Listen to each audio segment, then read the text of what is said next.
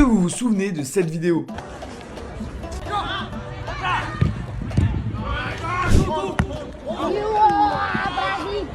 C'était en 2023 quand le FC Barcelone venait de recruter le fils de Ronaldinho, João Mendes. Mais depuis, que lui arrive-t-il? Après avoir commencé sa formation à Cruzeiro au Brésil, c'est en 2023 que João Mendes rejoint les U18 du FC Barcelone. Et quand il va arriver, ça va faire énormément parler. Loin d'être aussi technique et créatif que son père, l'ailier de 18 ans va rapidement être moqué par tous les supporters. Et malheureusement sur les terrains, ça ne se passe pas beaucoup mieux car il ne va jouer que 9 petits matchs avec les catégories jeunes du Barça et ne sera pas conservé l'été suivant. À l'été 2024, il rejoint donc Burnley en seconde division anglaise pour enfin lancer sa carrière. Mais malheureusement, là non plus, ça ne marche pas du tout et à actuellement 20 ans, il est libre de tout contrat. Donc maintenant, on peut se poser une question, est-ce qu'il a vraiment le potentiel pour jouer dans de grands clubs européens ou il est juste extrêmement pistonné?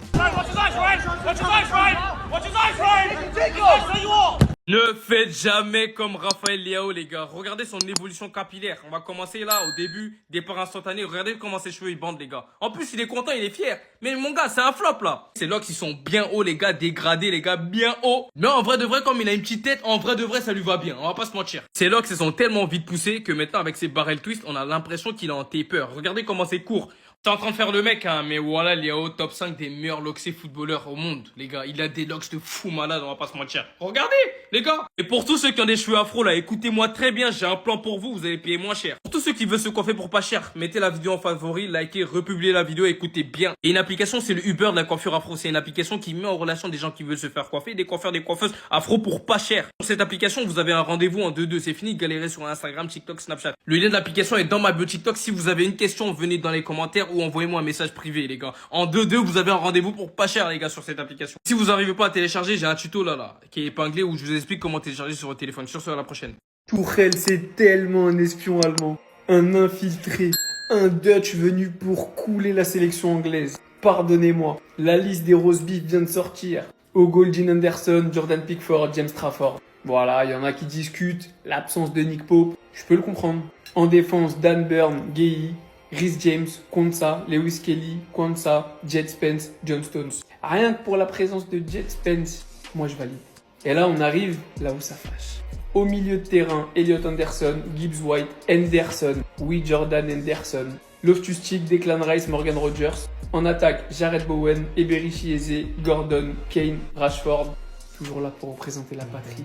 Bukayo Saka et Oli Watkins. Bien évidemment, il y a des plaintes. Commençons par Jude Bellingham, son absence. Je trouve que c'est l'absence la plus justifiée. Il revient de blessure, je crois qu'il a même pas encore fait un match de 90 minutes avec le Real. Il manque encore de rythme et très honnêtement, pour le moment, il est pas ouf. Après, il revient de blessure. Par contre, Phil Foden, Jack Grealish, comment expliquer leur absence? Comment expliquer que dans cette liste, c'est peut-être les deux Anglais les plus en forme du moment ne sont pas appelés alors que Jordan Henderson l'est. Et peut-être la plus grosse injustice pour moi, l'absence d'Adam Wharton. Crystal Palace est 3e de première ligue. Il est phénoménal et il n'est pas appelé. La méritocratie, c'est fini. En club, en sélection, partout. Ça n'existe pas. Pourtant, la liste est cool, hein. Après, je sais pas, dites-moi s'il y a d'autres noms qui pour vous méritaient d'être appelés. Et s'il y a des gens qui méritent pas réellement leur place. Morgan Rogers, je vous laisse me dire ça en commentaire. Mais les blessures, il y a quoi? Pourquoi les blessures, elles le laissent seulement jouer contre Liverpool? Pourquoi? Pourquoi pas les autres matchs? Pourquoi pas toute l'année? Parce que sur 100 matchs, Romeo Lavia peut manquer 98 matchs. Et s'il y a bien 2 matchs qui ne manquera jamais, les 2% sont contre Liverpool. Voilà. J'ai l'impression que c'est la seule équipe contre laquelle il est autorisé de jouer. Et à chaque fois qu'il les affronte, il est super fort. Voilà. Parce que moi, je vous le dis, hein, si vous m'écoutez, vous me faites confiance, hein, moi, je vous le dis, j'ai vu ce joueur jouer. Vous voyez Gravenberch là de Liverpool? Vous m'entendez bien, hein? Il n'a absolument rien à lui envier. Rien! Il n'a absolument rien à lui envier. Parce que la capacité à se retourner sous pression, lui aussi il a.